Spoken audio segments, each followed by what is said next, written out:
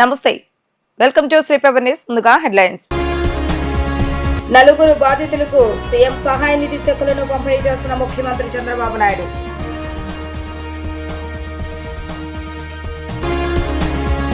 తిరుచానూరు శ్రీ పద్మావతి అమ్మవారి కార్తీక బ్రహ్మోత్సవాలలో రాష్ట్ర ప్రభుత్వం తరపున పట్టు వస్త్రాలు సమర్పించిన దేవాదాయ శాఖ మంత్రి ఆనం రామనారాయణ రెడ్డి. రాష్ట్ర ప్రజలు సుఖ సంతోషాలతో ఉండాలని అమ్మవారిని ప్రార్థించినట్లుగా వెల్లడి. గంజాయి డ్రగ్స్ ని అరికట్టేందుకు ఈగలు ఏర్పాటు చేస్తూ ప్రభుత్వ ఉత్తర్వులు. ఏపీలో ఈగల సైన్యం.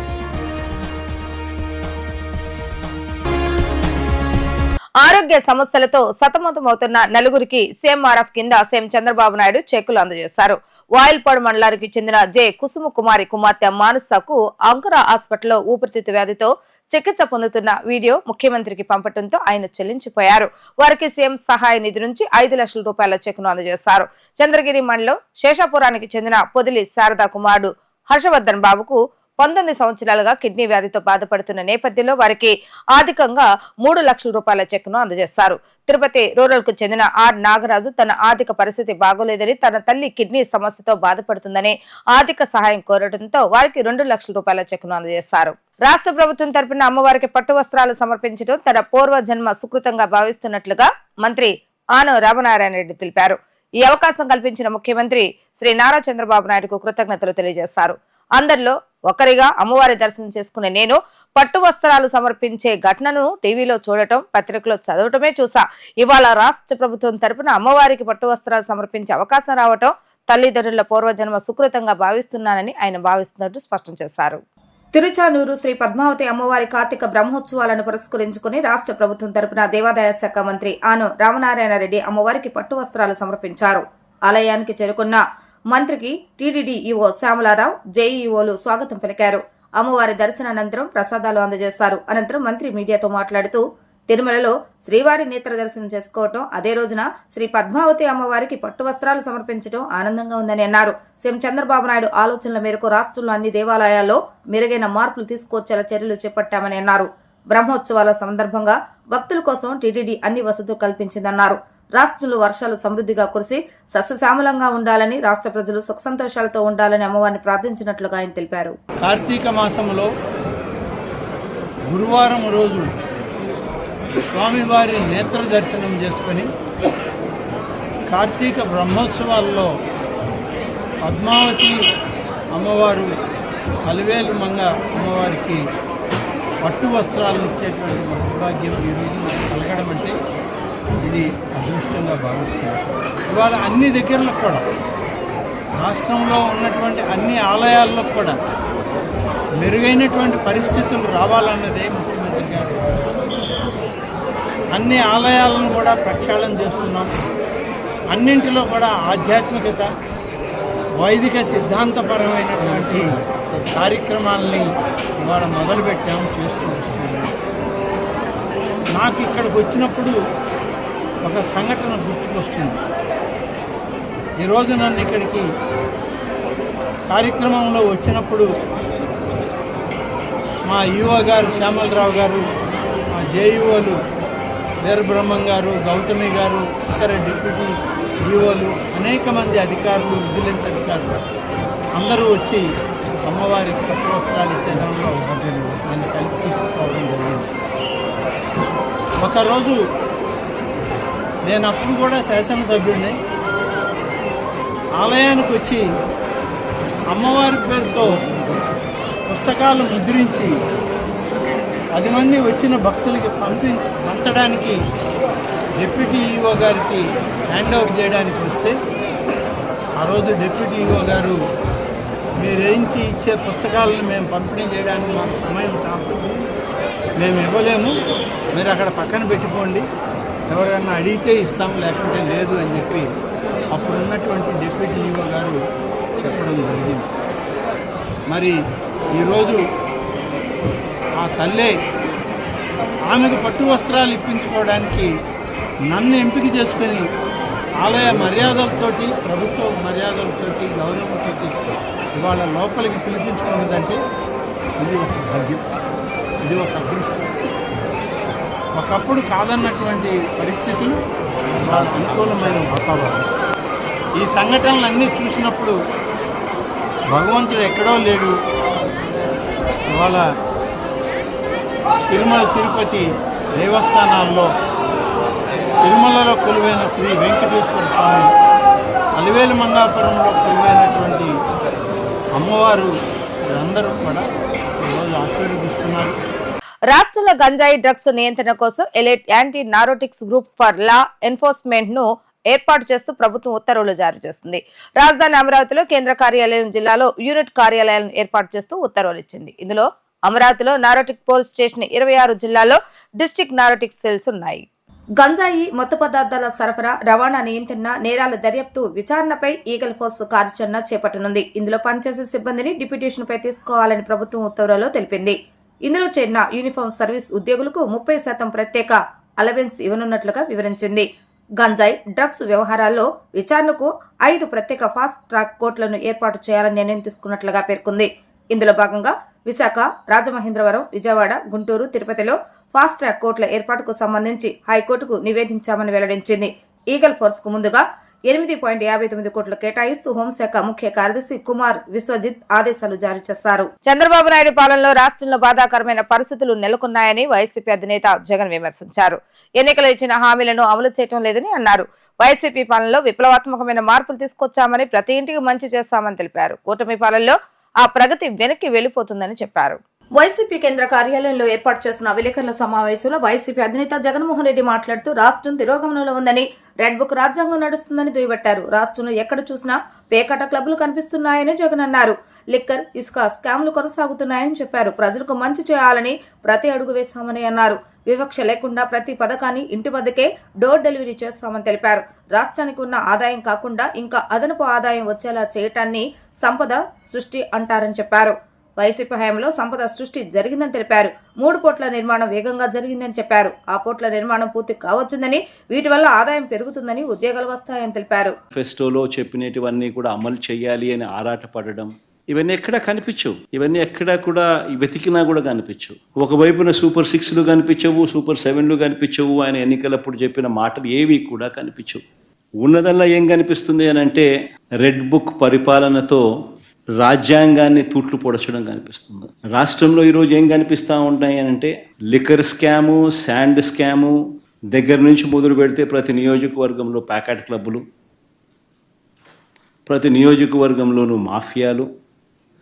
ఏ నియోజకవర్గంలో ఈరోజు ఏ మైనింగ్ యాక్టివిటీ చేయాలన్నా, ఏ పరిశ్రమ నడపాలన్నా ఈరోజు ఎమ్మెల్యేలకు ఇంత, చంద్రబాబుకి ఇంత అని కలెక్షన్ మెకానిజంతో ఒక మాఫియా సామ్రాజ్యం నడుస్తూ ఉంది. ఈరోజు ఒకవైపున అన్ని రకాలుగా రాష్ట్రం వెనకడుగులు వేస్తూ ఉంటే, తిరోగమనంలో రాష్ట్రం ఉంటే, మరోవైపున మనం తీసుకొచ్చిన సంస్కరణలు ఈరోజు కళ్ళ ఎదుటే నీరు గారిపోతూ ఉన్న పరిస్థితులు ఈరోజు కనిపిస్తూ ఉన్నాయి. ఎప్పుడూ కూడా రాష్ట్రంలో జరగని విప్లవాత్మక మార్పులు తీసుకురాగలిగాం. ఇంతకుముందు సాధ్యమేనా ఇలాంటి మార్పులు అని అనిపించే పరిస్థితి నుంచి ఇలాంటి గొప్ప మార్పులు సాధ్యము అని చెప్పి చేసి చూపించగలిగాం. మేము తీసుకొచ్చిన ప్రతి మార్పు కూడా నా 3648 కిలోమీటర్ల పాదయాత్రలో చూసిన కష్టాలను, తెలుసుకున్న విషయాలను, వాటికి సొల్యూషన్స్ ఇచ్చే విధంగా మా ప్రభుత్వంలో ప్రతి అడుగు కూడా మేము సొల్యూషన్స్ ఇచ్చే విధంగానే అడుగులు వేశాం. ఆ సొల్యూషన్స్ ఇచ్చే క్రమంలో ప్రతి రంగంలోనూ ఒక రెవల్యూషన్ తీసుకురాగలిగాం. ఆ సొల్యూషన్స్ ఇచ్చే క్రమంలో ఇది సాధ్యం అవుతుందా అనే పరిస్థితి నుంచి సాధ్యం చేసి చూపించగలిగాం. ఎప్పుడు ఊహించని మార్పులు తీసుకురాగలిగాం. డెలివరీ మెకానిజంలో లంచాలు లేకుండా, వివక్ష లేకుండా అసలు గ్రామాలలో ఏదైనా ప్రభుత్వ పథకాలు ఇవ్వగలుగుతామా, ఇవ్వడం సాధ్యమేనా అని అనిపించే పరిస్థితి నుంచి లేదు, ఇది సాధ్యమే అని చెప్పి గ్రామ స్వరాజ్యాన్ని తీసుకొచ్చాం. నగరంలో దొంగతనాలకు పాల్పడుతున్న 5 వ్యక్తులను పడమట పోలీసులు చాకచక్యంగా పట్టుకున్నారు. ఏసీపీ దామోదర్ తెలిపారు. ఈ సందర్భంగా వారిని అరెస్టు చేసి రిమాండ్కు తరలిస్తున్నామని, నగరంలో ఎటువంటి చోరీలు జరగకుండా పోలీసులు నిఘా ఏర్పాటు చేస్తున్నట్లుగా తెలిపారు. పడమట పోలీస్ స్టేషన్లో నిర్వహించిన మీడియా సమావేశంలో ఏసీపీ దామోదర్ మాట్లాడుతూ ఆటోనగర్ 100 అడుగుల రోడ్డు వద్ద అనుమానాస్పదంగా తిరుగుతున్న 5 వ్యక్తులను పడమట పోలీసులు అదుపులోకి తీసుకున్నట్లుగా తెలిపారు. 5 స్నేహితులు గ్రూపుగా ఏర్పడి చెడు వ్యసనాలకు బానిసై దొంగతనాలు చేస్తున్నారు. పడమట, ఆటోనగర్, పెనమలూరు, గుడివాడ పరిసర ప్రాంతాల్లో 15 బైకులను వీళ్లు దొంగతనం చేశారని, 5 ముద్దాయిలలో 2 ఇదివరకే నేర ప్రవృత్తి కలిగి ఉన్నారని ఏసీపీ దామోదర్ తెలిపారు. వీరిని అరెస్టు చేసి రిమాండ్కు తరలిస్తున్నామని తెలిపారు. నమస్తే, వెల్కమ్ టు శ్రీ న్యూస్. ముందుగా హెడ్లైన్స్. ఎస్సీ వర్గీకరణ అమలు ద్వారా దళితుల్లోని ఉప కులాలందరికీ దామాష ప్రకారం సమాన అవకాశాలు కల్పించి వారికి ఊతం ఇచ్చేలా పనిచేయవలసిన అవసరం ఉందని సీఎం చంద్రబాబు నాయుడు అన్నారు. జనాభా దామాష పద్ధతిలో జిల్లా ఒక యూనిట్ గా వర్గీకరణ అమలు చేస్తామన్నారు. తెలుగుదేశం దళితులకు మొదటి నుంచి అండగా ఉందని సీఎం అన్నారు. విద్య, ఉద్యోగ, నైపుణ్య అభివృద్ధితో పాటు వ్యాపార అవకాశాలు కల్పించడం ద్వారా దళిత జాతి సమగ్ర అభివృద్ధి సాధ్యమవుతుందని సీఎం అన్నారు. రాష్ట్రంలో 108 అంబులెన్స్ల నిర్వహణ సక్రమంగా చేయని అరవిందో సంస్థను కొనసాగించాలా అని వైద్య ఆరోగ్య శాఖ మంత్రి సత్యకుమార్ ప్రశ్నించారు. 108 నిర్వహణ సరిగా లేదని జగన్ ప్రభుత్వంలోనే అరవిందోకు జరిమానాలు విధించారంటే పరిస్థితి ఎలా ఉందో అర్థం చేసుకోవచ్చని అన్నారు. వైకాపాలోని మానసిక రోగులను అండమాన్ దీవులకు తీసుకువెళ్లి చికిత్స ఇవ్వాలని చెప్పారు. అలాంటి వారిని పక్కన పెట్టుకుని జగన్ పైశాచిక ఆనందం పొందుతున్నారని విమర్శించారు.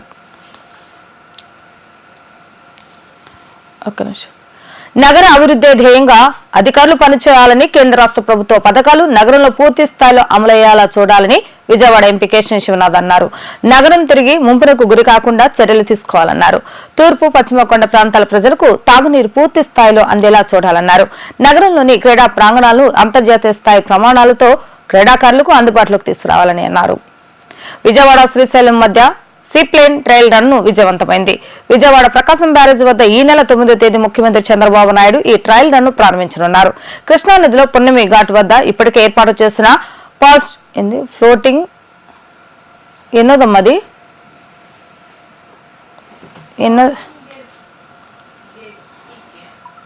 ఎన్నోదది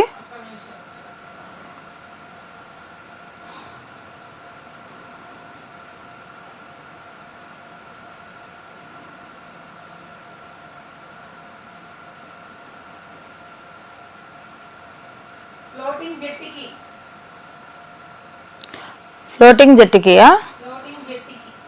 ఓకే.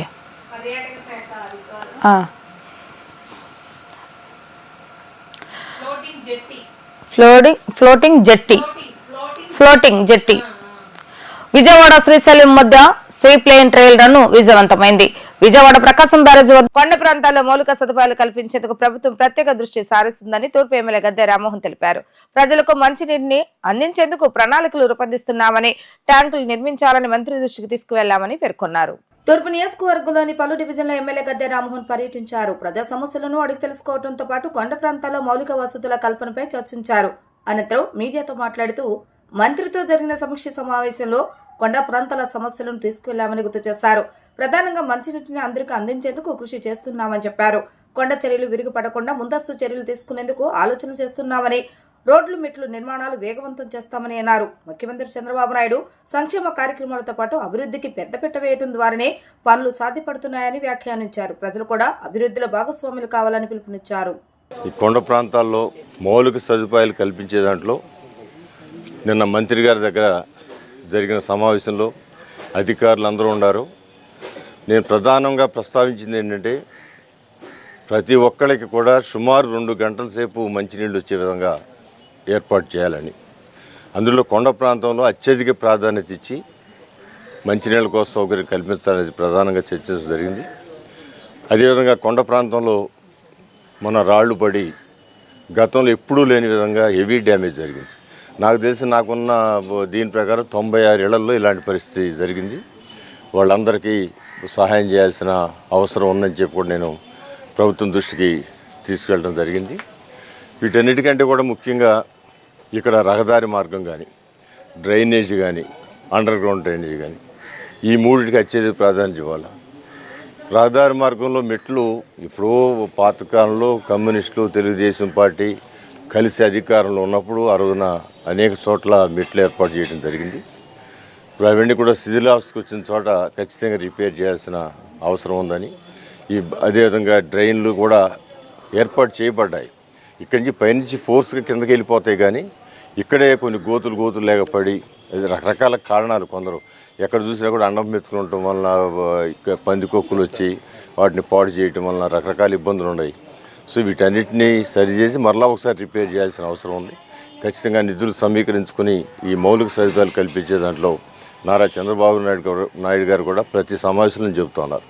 మన సభలో కూడా నొక్కి మరీ చెప్పారు, ప్రతి ఇంటికి మంచినీళ్ళు ఇవ్వాలి, మంచినీళ్ళకి ఎక్కడ కూడా కరువు లేని విధంగా మనం ఒక ప్రణాళిక వేసుకుని 2047 ప్రణాళిక వేసుకుని ప్రతి ఒక్కరికి మంచినీళ్ళు అందేటట్టుగా, ప్రతి ఒక్కరికి రహదారి మార్గం కలిగేటట్టుగా, ప్రతి ఒక్కరు కూడా Storm water drain, underground drain ఇబ్బందులు లేకుండా వెళ్ళేటట్టుగా చేయాలన్న ప్రణాళిక వేస్తూ ఉన్నారు.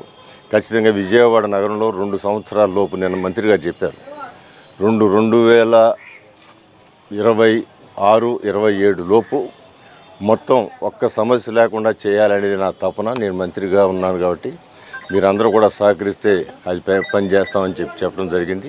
సమాజానికి పోలీస్ శాఖ దిక్సూచిగా మారాలని, యువతలను మంచి మార్గంలో నడిచేలా పోలీసులు బాధ్యత తీసుకోవాలని సిపి రాజశేఖర్ బాబు సూచించారు. నిత్యం పని ఒత్తిడితో పోలీసులు బిజీగా ఉంటారని, 2024లో పోలీస్ శాఖ చాలా పని ఒత్తిడికి గురైన మాట వాస్తవమని పేర్కొన్నారు. ప్రతిరోజు వ్యాయామం చేస్తున్న క్రీడలు మాత్రం ఉత్సాహాన్ని ఇస్తాయని, పోలీస్ శాఖలో ఫిజికల్ ఫిట్నెస్ ఎంతో అవసరమని ఆయన పేర్కొన్నారు. AP police sports games meet ను విజయవాడ నగర పోలీస్ కమిషనర్ రాజశేఖర్ బాబు ఉదయం ప్రారంభించారు. ఈ సందర్భంగా ఆయన మాట్లాడుతూ నిత్యం పని ఒత్తిడితో పోలీసులు బిజీగా ఉంటారని, 2024లో పోలీస్ శాఖ చాలా పని ఒత్తిడికి గురైన మాట వాస్తవమని అన్నారు. ప్రజల్లో పోలీసులపై అంచనాలు రోజురోజుకు పెరిగిపోతున్నాయని, ఎప్పటికప్పుడు పరిస్థితులకు అనుగుణంగా పనితీరులో మార్పులు చేస్తున్నామని అన్నారు. ఇప్పుడు సాంకేతిక ఆధారంగా కేసులను ఛేదిస్తున్నామని అన్నారు. చాలా కేసులలో ఈ సాంకేతిక పరిజ్ఞానం ప్రధానంగా మారిందని, శారీరక మానసిక శ్రమ ఒత్తిడి పోలీసులపై ఉంటుందని అన్నారు. ప్రతిరోజు వ్యాయామం చేస్తున్న క్రీడలు మరింత ఉత్సాహాన్ని ఇస్తాయని, పోలీస్ శాఖలో ఫిజికల్ ఫిట్నెస్ ఎంతో అవసరమని పోలీస్ కమిషనర్ రాజశేఖర్ బాబు అన్నారు. వ్యాయామం, క్రీడలు పోలీసులో మరింత ఉత్తేజాన్ని నింపుతాయని, క్రీడలతో మనకు తెలియకుండానే మానసికంగా దృఢత్వాన్ని పొందుతామని అన్నారు. తమ వంతుగా పోలీసులు క్రీడల్లో రాణించేలా ప్రోత్సహిస్తామని, ప్రజల సంరక్షణ అనేది పోలీసులకు ప్రథమ కర్తవ్యమని, పోలీసులకు ఆరోగ్యం కూడా చాలా ముఖ్యమని పేర్కొన్నారు. మహిళా పోలీసులు కూడా ఎక్కువ మంది క్రీడల్లో పాల్గొంటున్నారని, విధుల్లో కూడా మహిళా పోలీసులు చాలా చురుగ్గా పనిచేస్తున్నారని వ్యాఖ్యానించారు. 3 రోజుల పాటు జరిగే ఈ క్రీడల్లో అందరూ బాగా ఆడాలని ఆకాంక్షిస్తున్నానని రాజశేఖర్ బాబు అన్నారు. మొత్తం 6 టీములు 7 అంశాల్లో పోటీ పడుతున్నారని తెలిపారు. ఈ నెల 30వ తేదీన ముగింపు సభ నిర్వహిస్తున్నామని తెలియజేశారు. Annual police sports and games meet 2024 ఈరోజు ప్రారంభం కావడం చాలా సంతోషంగా ఉంది. పోలీస్ శాఖ గత కొద్ది రోజులుగా చాలా ఇష్యూస్లో మనం చాలా బిజీగా ఉన్నాం, చాలా పని ఒత్తిడితో ఉన్నాం. ముఖ్యంగా విజయవాడ నగరానికి వచ్చిన వరదలు కావచ్చు, తర్వాత దసరా ఫెస్టివల్ కావచ్చు, చాలా కార్యక్రమాలు, అంతకు మునుపు ప్రమాణ స్వీకారోత్సవం కావచ్చు, 2024లో ఎలక్షన్స్ కావచ్చు. సో 2024లో పోలీస్ శాఖ చాలా పని ఒత్తిడికి గురైన మాట వాస్తవం. పోలీస్ శాఖ మీద సమాజం నుంచి ఎక్స్పెక్టేషన్స్ రోజు రోజుకి పెరిగిపోతున్నాయి. మన బాధ్యత కూడా చాలా పెరిగిపోతుంది. ఒకవైపున ప్రజల ధనమాన ప్రాణాలని కాపాడుతూనే, మరొక వైపున దానికి కావాల్సిన కెపాసిటీ బిల్డింగ్ అనేది మనం చేసుకుంటూనే ఉన్నాం. పోలీస్ శాఖ ఫిజికల్ ఫిట్నెస్ మీద ఫోకస్ తగ్గిన మాట వాస్తవం. అయినా కూడా మన సిబ్బంది వారికి అనుకూలంగా ఉన్న సమయంలో కొంత శారీరక వ్యాయామం చేసుకుంటూ ముందుకు పోతున్నారు. చాలా వరకు ఫిజికల్ ఫిట్నెస్ అంతకుముందు పోలీస్ శాఖలో కొంత ఫిజికల్ ఫిట్నెస్ పెరిగినమాట వాస్తవం.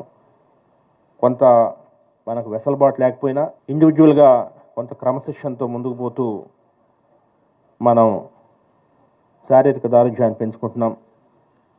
వ్యాయామం అనేది, స్పోర్ట్స్ అనేది, గేమ్స్ అనేది ఇవన్నీ కూడా ఒక టీం వర్క్కి దోహదపడుతుంది. టీం వర్క్ చేయాలంటే కొంత ఒక టీం స్పిరిట్ ఉండాలా. ఆ స్పిరిట్ ఉండాలంటే దానికి ఏకైక మార్గం స్పోర్ట్స్ అని అందరు నమ్ముతారు. గర్ల్స్ చాలామంది, ఉమెన్ ఆఫీసర్స్ చాలామంది ఇందులో పార్టిసిపేట్ చేస్తున్నారు. ఈసారి ముఖ్యంగా మహిళా పోలీసును కూడా, మహిళా సంరక్షణ కార్యదర్శిని కూడా ఇన్వాల్వ్ చేయమని చెప్పాము. వారు కూడా ఈసారి కొంత ఈ స్పోర్ట్స్ అండ్ గేమ్స్లో పాల్గొనడం చాలా ముదాహం. ఎందుకంటే వీటిని సపరేట్ క్యాడర్ కాకుండా పోలీస్ శాఖలో మీరు కూడా అంతర్భాగం అన్న స్పృహ వారికి రావాలి, మనకు ఉండాలి. ఎందుకంటే కలిసి పనిచేస్తున్నాం కాబట్టి ఖచ్చితంగా వాళ్ళ సర్వీసెస్ కూడా మనం ప్రజాసేవలో ఉపయోగించుకోవాల్సిన అవసరం ఉంది. కాబట్టి ఈసారి వారిని కూడా ఇందులో భాగస్వాములు చేసి ముందుకు పోతున్నాము. వైకల్యం అనేది దేహానికేనని మనసుకు కాదని, మనసుంటే మార్గం ఉంటుందని ఎన్టీఆర్ జిల్లా కలెక్టర్ లక్ష్మీ షా అన్నారు. విభిన్న ప్రతిభావంతులకు తగిన ప్రోత్సాహాన్ని అందిస్తే వారు సత్తా చాటుతారని తెలిపారు. బలమైన లక్ష్యం, పట్టుదల ఉంటే సాధించలేనిది ఏది ఉండదని చెప్పారు. ఒలింపిక్స్, కామన్వెల్త్ గేమ్స్ లో పథకాలు సాధిస్తున్నారని అన్నారు. యూపీఎస్ పరీక్షలో సైతం ర్యాంకులు సాధించి కలెక్టర్లుగా ప్రజలకు సేవలు అందిస్తున్న వారు కూడా ఉన్నారని తెలిపారు. అంతర్జాతీయ విభిన్న ప్రతిభావంతుల దినోత్సవాన్ని పురస్కరించుకుని విభిన్న ప్రతిభావంతుల హిజ్రాల వయోవృద్ధుల సంక్షేమ శాఖ ఎన్టీఆర్ జిల్లా ఆధ్వర్యంలో నగరంలోని ఇందిరాగాంధీ మున్సిపల్ స్టేడియంలో ఎన్టీఆర్ కృష్ణా జిల్లాలోని విభిన్న ప్రతిభావంతులకు ఆటల పోటీలు నిర్వహించారు.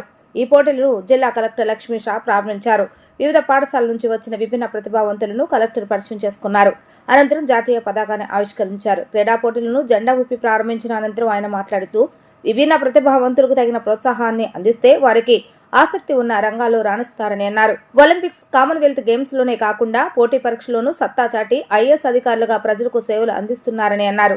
విభిన్న ప్రతిభావంతులపై జాలి దయ చూపించడం కాదని, వారికి తగిన అవకాశాలు ఇవ్వాలని అన్నారు. విభిన్న ప్రతిభావంతులు ఉన్న ప్రతిభను గుర్తించి ప్రోత్సహించేందుకు రాష్ట్ర ప్రభుత్వం విభిన్న ప్రతిభావంతుల సంక్షేమ శాఖ పోటీలు నిర్వహిస్తుందని చెప్పారు.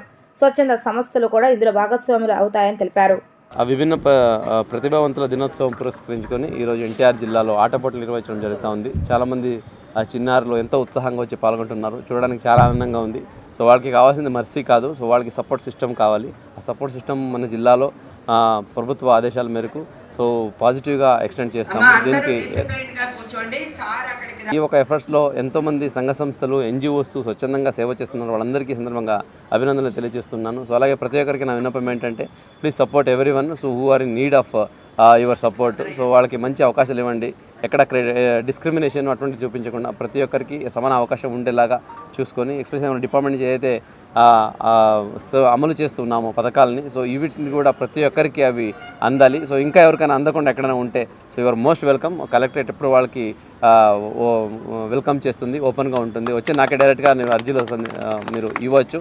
కంపల్సరీగా ఇది మీడియా ద్వారా కానీ, మన ఎన్జిఓస్ ద్వారా కానీ, పబ్లిక్ ద్వారా కానీ స్వతంగా వాళ్ళు వచ్చినా కూడా తీసుకుంటాము. కంపల్సరీగా వాళ్ళకి ఎలిజిబిలిటీ బట్టి ఆ పథకాలను కూడా వాళ్ళకి అందచేయడానికి సో కృషి చేస్తామని సందర్భంగా తెలియజేసుకుంటూ ప్రతి ఒక్కరికి ఇంటర్నేషనల్ అంతర్జాతీయ విభిన్న ప్రతిభావంతుల దినోత్సవ శుభాకాంక్షలు తెలియజేస్తున్నాను. బుడమేరు వరదతో డ్యామేజ్ అయిన రోడ్లను తిరిగి నిర్మిస్తున్నామని మంత్రి నారాయణ స్పష్టం చేశారు. జగన్ ప్రభుత్వ నిర్లక్ష్యంతో అమృత్ ప్రాజెక్టు పనులు నిలిచిపోయాయని చెప్పారు. పనులు పూర్తయి ఉంటే విజయవాడలో తాగునీరు, డ్రైనేజ్ సమస్యల పరిష్కారం అయ్యేవని అన్నారు. డ్రైన్లో ఉన్న పూడికలను త్వరితగతిన తొలగించాలని ఆదేశాలు ఇచ్చామని తెలిపారు. బుడమేరు వరదతో డ్యామేజ్ అయిన రోడ్లను తిరిగి నిర్మిస్తున్నామని మంత్రి నారాయణ తెలిపారు. నగరపాలక సంస్థ అధికారులకు కీలక ఆదేశాలను జారీ చేశారు. విజయవాడ మున్సిపల్ కార్పొరేషన్ అధికారులు, ప్రజాప్రతినిధులతో మంత్రి నారాయణ సమీక్ష సమావేశాన్ని నిర్వహించారు. సిఆర్డీ కేంద్ర కార్యాలయంలో జరిగిన సమావేశానికి ఎమ్మెల్యేలు బొండా ఉమామేశ్వర, గద్దె రామ్మోహన్, వీఎంసీ కమిషనర్ ధ్యాన్ చంద్, ఇతర అధికారులు హాజరయ్యారు. వీఎంసీ పరిధిలో చేపట్టాల్సిన అభివృద్ధి కార్యక్రమాలు, పెండింగ్ పనులు పూర్తి, టౌన్ ప్లానింగ్ అంశాలపై చర్చించారు. నగరపాలక సంస్థలోని అన్ని విభాగాల పనితీరుపై పవర్ పాయింట్ ప్రెజెంటేషన్ ద్వారా అధికారులు వివరించారు.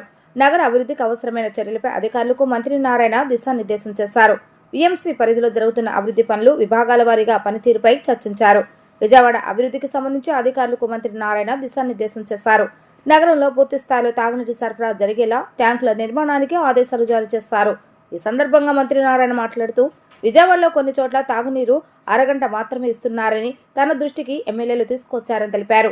జగన్ ప్రభుత్వ నిర్లక్ష్యంతో అమృత్ ప్రాజెక్టు పనులు నిలిచిపోయాయని చెప్పారు. పనులు పూర్తి అయి ఉంటే విజయవాడలో తాగునీరు, డ్రైనేజీ సమస్యల పరిష్కారం అయ్యేవని తెలిపారు. డ్రైన్లో ఉన్న పూడికను త్వరితగతిన తొలగించాలని ఆదేశాలిచ్చారు. నగరంలో కొంతమందికి ఇళ్ల పట్టాలు ఇవ్వాల్సిన అవసరం ఉందని తెలిపారు. విజయవాడలో ఉన్న అన్ని సమస్యల పరిష్కారానికి ప్రత్యేక ప్రణాళికలు తయారు చేయాలని ఆదేశించారు. అవసరమైన నిధుల కోసం సీఎం చంద్రబాబు నాయుడుతో మాట్లాడి విజయవాడను అభివృద్ధి చేస్తామని ఆయన హామీ ఇచ్చారు. మొత్తం 3 ఎమ్మెల్యేలు ఉన్నారు. వాళ్ళకి సంబంధించిన సమస్యలకై కమిషనర్ గారు మరియు వాళ్ళ యొక్క అన్ని డిపార్ట్మెంట్స్ ఈరోజు రివ్యూ చేయడం జరిగింది. దీంట్లో మన బుడమేరు వరద రావటం, దానివల్ల కొన్ని రోడ్లు డ్యామేజ్ అయినాయి. వాటిని కూడా యాక్చువల్గా డీటెయిల్ డిస్కస్ చేశారు. తర్వాత ప్రతి ఒక్కరికి సర్ఫేస్ వాటర్ అంటే బోర్ వాటర్ కాకుండా 100% ఇవ్వాలనే ఉద్దేశంతో ముఖ్యమంత్రి గారు చాలా క్లియర్గా ప్రతి ఒక్కరికి సర్ఫేస్ వాటర్ ఇవ్వాలన్నారు. దాని మీద యాక్చువల్గా ఇవాళ డిస్కస్ చేయడం జరిగింది ఈరోజు డీటెయిల్గా. ఈరోజు విజయవాడ మున్సిపల్ కార్పొరేషన్ తీసుకుంటే ఆల్మోస్ట్ 80% వరకు యాక్చువల్గా ఇవ్వగలుగుతున్నారు. మరో 20%కి సరిగా ఇవ్వలేకపోతున్నారు. అంతేకాకుండా ప్రజాప్రతినిధులు చెప్పిన ప్రకారం డైలీ హాఫ్ అవర్ నుంచి 40 మినిట్స్ ఇస్తున్నారు, 1 అవర్ కూడా ఇవ్వట్లేదు అన్నారు. దాని మీద యాక్చువల్గా డిస్కస్ చేసాం. దానికి కొంత ఆ డిస్ట్రిబ్యూషన్ లైన్స్, కొంత సర్ఫేస్ లైన్స్, మరొక 90 కోట్లతో యాక్చువల్గా ఈ యొక్క అమృతుల ప్రాజెక్ట్ పెట్టున్నారు. దాన్ని వీలైతే తొందరగా కంప్లీట్ చేయమని ప్రజాప్రతినిధులు అడగటం జరిగింది. అయితే ఈ అమృతం ఎప్పుడో జరిగి ఉండాలి. గత ప్రభుత్వం దాన్ని నెగ్లెక్ట్ చేసింది. గత ప్రభుత్వం అది నెగ్లెక్ట్ చేయటం వల్ల అది మూలపడిపోయింది. నిజంగా అది కానీ కంప్లీట్ అయ్యి ఇవరకు చక్కగా విజయవాడ నగరంలో ఉండే ప్రతి ఒక్కరికి మినిమం 135 లీటర్స్ పర్ డే ఇవ్వగలిగేవాళ్ళం. దాన్ని ఒకటి చేయటం. అదేవిధంగా డ్రైన్స్లో సిల్ట్ చాలా పేరుకోపోయింది, దాన్ని చేయమని చెప్పారు. అధికారులు ఆల్రెడీ స్టార్ట్ చేస్తున్నారు, కానీ వీలైన తొందరలో చేయమని అదొకటి డిస్కషన్ జరిగింది. సివరేజ్ యూజ్ చేసిన వాటర్ని ట్రీట్ చేసి బయటికి పంపించాలి. ఇప్పుడు ఎన్జిటి చాలా స్ట్రిక్ట్గా ఉంది, కోర్టు స్ట్రిక్ట్గా ఉండే. దానికి కావాల్సింది కూడా యాక్చువల్ ఇవాళ చాలా డీటెయిల్స్ జరిగింది. వీటన్నిటి కూడా అంతేకాకుండా కొన్ని పట్టాలు ఇవ్వాల్సినవి ఉన్నాయి. 22A ఉండే దాన్ని డిలీట్ చేయాలి. కలెక్టర్ గారితో కూడా డిస్కస్ చేయడం జరిగింది. వీటిలన్నిటి కూడా యాక్చువల్గా 10 days అధికారులని మరొకసారి ఏదైతే ఈరోజు ప్రజాప్రతినిధులు క్వశ్చన్ చేశారో దానికి సంబంధించిన సొల్యూషన్స్ అవన్నీ తయారు చేస్తే మళ్ళీ మరొకసారి 10 days తర్వాత కూర్చొని వాటన్నిటికి బడ్జెట్ కావాల్సి వస్తుంది. ఆ బడ్జెట్ విషయం కూడా ముఖ్యమంత్రి గారితో మాట్లాడి అది స్పెషల్గా శాంక్షన్ చేసి వాటన్నిటికి కంప్లీట్ చేయాలి. వార్తలు ముగించే ముందు హెడ్లైన్స్ మరొకసారి. నలుగురు బాధితులకు సీఎం సహాయ నిధి చెక్కులను పంపిణీ చేస్తున్న ముఖ్యమంత్రి చంద్రబాబు నాయుడు.